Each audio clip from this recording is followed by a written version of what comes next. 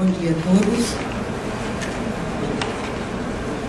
Vou apresentar para vocês uma reflexão, a primeira fase da reflexão que eu faço sobre as ações de informação no Laboratório de Tecnologias Intelectuais, que é um projeto de produtividade que eu tenho do CNPq. Então é o primeiro resultado, né? E o MT iniciou suas atividades em 2009, e desde então ele tem apoio do CNPq, pelo edital universal e também pelo PIBIC, pelo PROBEX e pelos recursos próprios da UFPB. Esse carinha do laboratório, ele é feito, pensado para a web. Pouquíssima coisa presencial, e o que tem presencial eu já estou querendo virtualizar. Porque o presencial é isso aqui, 50 pessoas, né? E virtual, transmitindo do canal web de olho na CI. Isso aqui não tem limite. Então, a trama da rede, porque essa é uma metáfora que eu uso desde o meu doutorado, baseado em Péssimo. Nós tecemos sentidos, tecemos significados com conceitos. Então, essa é uma trama diversa que nos sugeriu, que é uma rede de projetos, onde o conceito, uma rede de projetos, uma rede de conceitos, onde o conceito principal é chamado de atrator. E ele atrai todos os outros conceitos, e toda a rede se estrutura a partir daquele ponto. Esse modelo foi usado por mim no meu doutorado, e aqui no projeto LTI, os construtos principais são operativos, são tecnologias intelectuais de Pierre Levy e regime de informação de Gonzalez de Gomes, mas aqui nesse trabalho nós vamos centrar em Gonzalez de Gomes para fazer uma reflexão sobre as ações de informação. Então, nós tecemos a rede com responsabilidade social, a ciência da informação, é DESC também, com o regime de informação, é uma pesquisação, porque nós estamos intervindo no regime de informação, e a figura 1 mostra isso ali. Essa é uma rede, onde a responsabilidade social é o conceito principal. Então, temos os outros conceitos auxiliares dessa rede: cultura informacional, o conceito da ALA, tecnologias intelectuais, de Pierre Levy, e o interessante aqui é que tecnologias intelectuais incluem as pessoas, os sujeitos. Não são só as tecnologias em si, ou os equipamentos, mas nós mesmos. Pesquisação, a rede conceitual diversa, o regime de informação de Gonzalez de Gomes. Então, tudo isso dentro de um regime de informação que é mais amplo. O regime de informação, segundo Unger, uma dissertação que eu orientei sobre o tema, ele é como aquelas matrioscas, né? Aquelas bonecas russas, uma dentro da outra. Então, um regime de informação está dentro do outro. O grande regime de informação é o da sociedade em rede, conforme Castell. Então, essa é a ambiência. Quando a informação se tornou a principal matéria-prima, né, do regime de informação, nós vivíamos no regime industrial. Hoje a gente vive no regime de informação. É graças a esse regime de informação que a gente vive que a gente produz da China para vender para o mundo todo. Porque o importante, como pode assegurar a professora Vânia Araújo, que me dá a honra de estar aqui presente, o importante é a tecnologia, e tecnologia não é nada mais do que informação. Então, para Froman, eu vou mostrar um pouquinho a diferença entre a abordagem de Froman e a de Gonzalez de Gomes, para vocês não pensarem assim que eu não trabalho com Froman porque tenho algum amor a Lérida, eu tenho todo o amor a Lérida, porque o conceito de Lérida, como vocês vão ver, ele é mais operativo para o que eu quero fazer do que o de Fromo. Porque o de Fromo, ele centra, né, nos artefatos dos canais, né, como vocês podem ver, são as redes de rádio e de televisão, as distribuidoras de filmes, publicações, esses são os nós da rede. Então ele lida com nós de rede. Já Gonzalez e Gomes, né, ela tem uma abordagem que permite que eu reúna os aspectos políticos e gerenciais de um regime de informação. Então eu não lido apenas com os canais, eu lido com os canais, com os sujeitos, com as políticas, com os dispositivos, enfim, com tudo que está ali, e essa minha ação é uma ação política. Então, a professora Lérida permite que a gente associe as ações políticas às ações gerenciais. Então, a gestão de informação é uma política.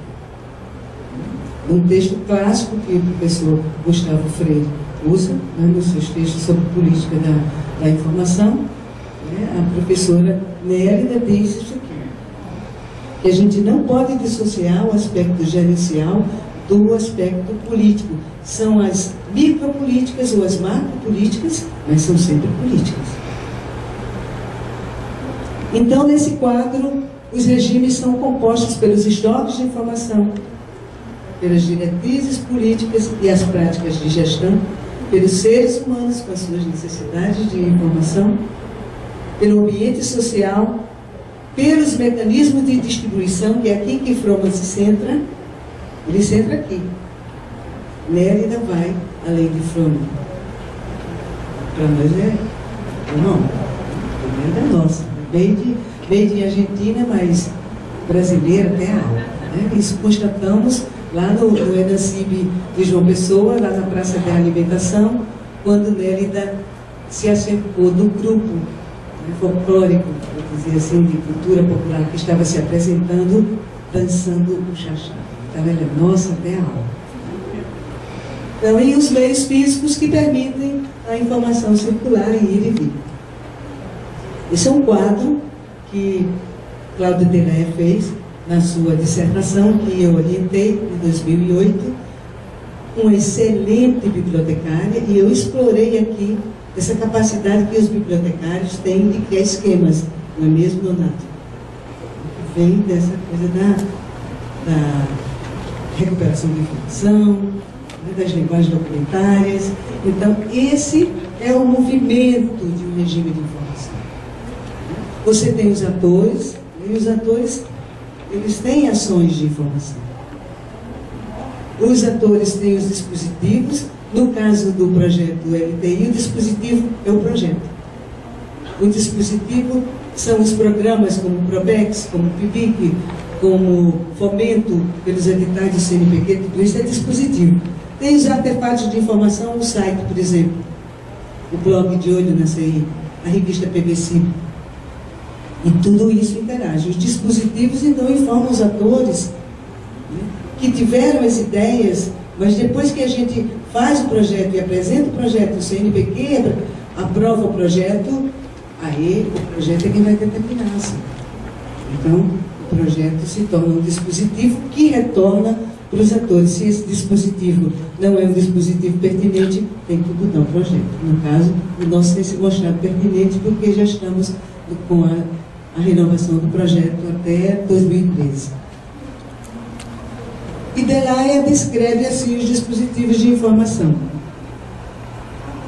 São os mecanismos operacionais, ou os meios, o conjunto de meios. Os atores sociais são aqueles que são reconhecidos por sua forma de vida. Esse é um conceito que eu vou mostrar mais adiante, que são formas de vida. Artefatos de informação, que são os modos tecnológicos e materiais. Então, a ALA, né, ela nos traz esse conceito de cultura informacional, que é o conjunto de aptidões desenvolvidas para a resolução de problemas. E vocês veem que esse conceito da ALA permite muito bem o entrelaçamento com o conceito de competências da própria ala. Porque para a resolução de problemas é um conjunto de aptidões e competências. Então, a estrutura de redes da internet é fundamental para atender essas necessidades informacionais. Eu hoje praticamente só trabalho com a internet, eu não uso mais papel. Se eu tiver que consultar qualquer documento, eu entro imediatamente na internet e eu consulto e eu faço o meu trabalho assim. Só com o meu computador e as minhas notas que também estão no computador. Então, o construto de regime de informação designa esse modo de produção informacional numa formação social. No caso, designa também esse modo de produção informacional do Laboratório de Tecnologias Intelectuais. E nessa perspectiva, e aí que é interessante, porque mesmo que se fale em regime de informação, pouco se fala sobre este conceito de informação da professora Nélia. Mas ele é chave para nós, porque a informação não é um conteúdo, podem ver, também não é um documento. Ele é uma ação. Então, o próprio laboratório é uma informação. Isso é muito interessante. Eu espero continuar nesse trabalho de reflexão para refletir epistemologicamente sobre o que significa isso, né? Ainda não tive condição. A gente vai desenvolvendo devagarinho, a gente vive cada dia, né, um novo dia. Então, a informação é definida por ações de informação. E essas ações remetem aos atores, remetem aos contextos e remetem aos regimes onde elas se escrevem.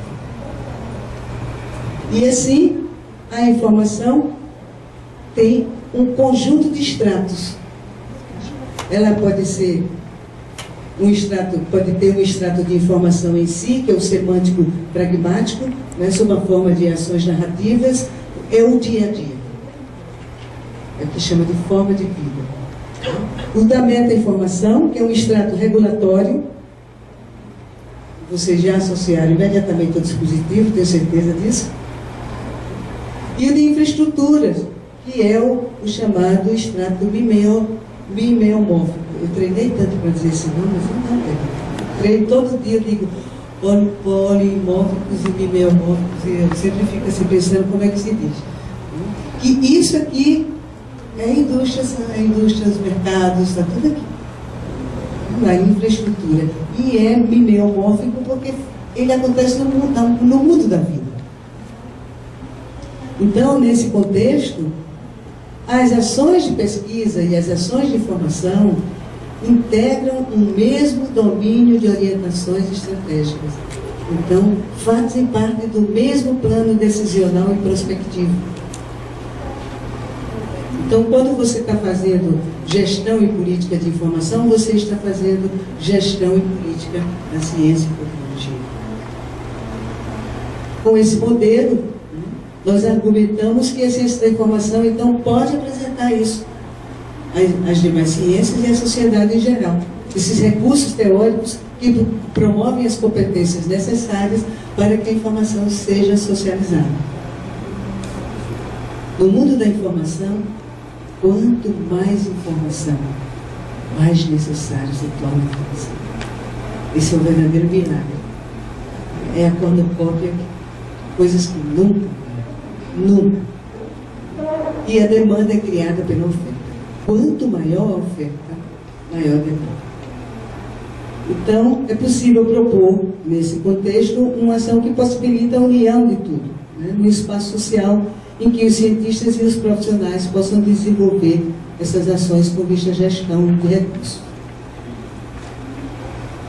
Esse é um quadro, adoro esses esquemas, adoro esses quadros. Tudo que tem azul, né, são os elementos do regime de informação, os atores, dispositivos, os artefatos, né, as ações e os 3 níveis em que a gente trabalha, porque são as 3 abordagens da universidade.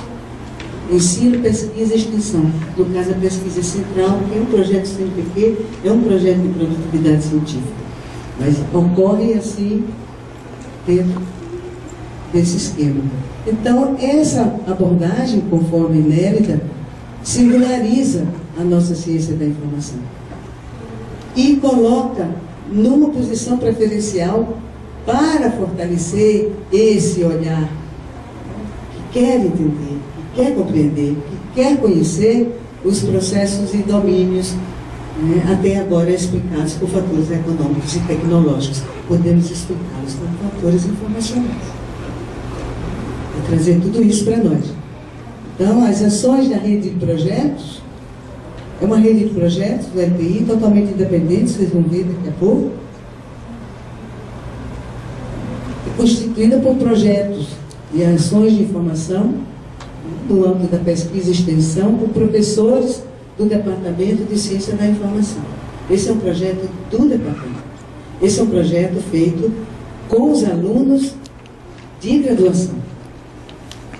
Temos, claro, o aporte de alunos da pós-graduação, como o Raimundo Nonato, que está fazendo seu mestrado lá no PPG-CI da Paraíba, e que é o editor do blog De Olho na CI.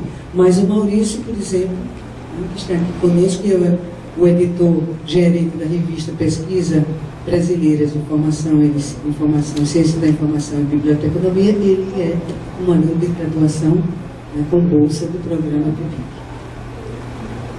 Cada projeto é autônomo, cada pessoa cuida do seu projeto.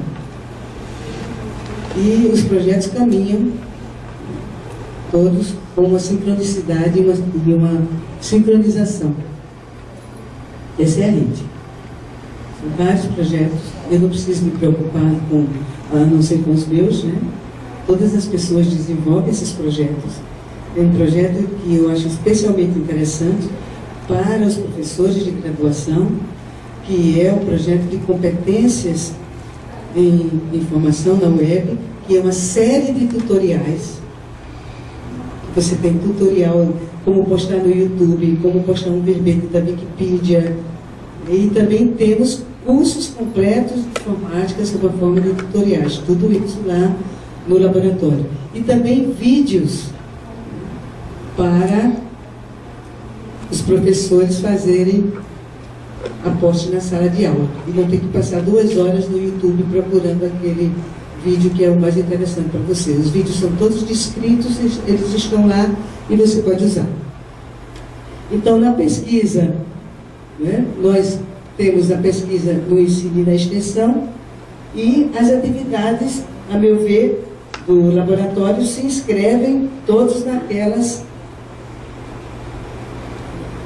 extratos de ações de informação. Os extratos são heterogêneos e articulados. Eu só separo por uma questão heurística, de explicação, né? Mas eles acontecem todos ao mesmo tempo. Então, nós temos o extrato de informação, o semântico pragmático, né? Que é o aspecto da produção social, e procuramos nele atender os docentes, os discentes, são todos os serviços oferecidos. Funciona como um serviço de referência também. Todas as revistas estão lá, os links para todas as revistas da área e para dezenas de revistas internacionais de acesso aberto. Então, é uma forma de você, é um atalho, você não precisa usar, por exemplo, o portal da CAPES se você tem uma certa pressa. O portal da CAPES é um pouco difícil de pesquisar. E também o de meta-informação, porque ele se inscreve nos espaços institucionais do Estado, do campo científico, da legislação e dos contratos, porque a gente assina um contrato com o CNPq para uso dos recursos. Esse domínio, então, é um domínio relacional, porque a professora Nélida está chamando atualmente os artefatos de informação, por exemplo, um site, como um objeto relacional. Não é só um objeto. Ele coloca pessoas em relação, os produtores e os usuários da informação. Então, no domínio relacional, né, nós assumimos essa questão da informação em si. O site do LTI, e o LTI, ele é uma informação, e não apenas um produto de informação, não apenas um serviço de informação. Por fim, esse extrato bibliográfico, que é definido na indústria dos mercados, e são os objetos de informação, que vocês podem conhecer no site do LTI. Então, a gente espera ter demonstrado, né, que o LTI é uma informação, é uma ação de informação, e é direcionado para uma forma de vida. O nosso público é o público de ciência da informação, museologia, arqueologia. Não é o público em geral, é específico. Então, é uma ação formativa, que temos aqui os alunos de mestrado, os alunos de graduação. Ela está dentro de uma cultura informacional. As pessoas que vão ao laboratório, as pessoas que trabalham lá, todas elas fazem parte da cultura da ciência da informação. Mas, mais do que isso, só na próxima, né? É como se fosse uma novela. No próximo capítulo, então, no próximo Erancílio, eu espero trazer para vocês, né, outra reflexão que envolva, por exemplo, a teoria da ação comunicativa de Habermas, que eu confesso a vocês, eu estudei, mas eu não dominei, e antes que eu ficasse assim, muito estressada, eu deixei para o ano que vem. Muito obrigada pela atenção. Desculpa,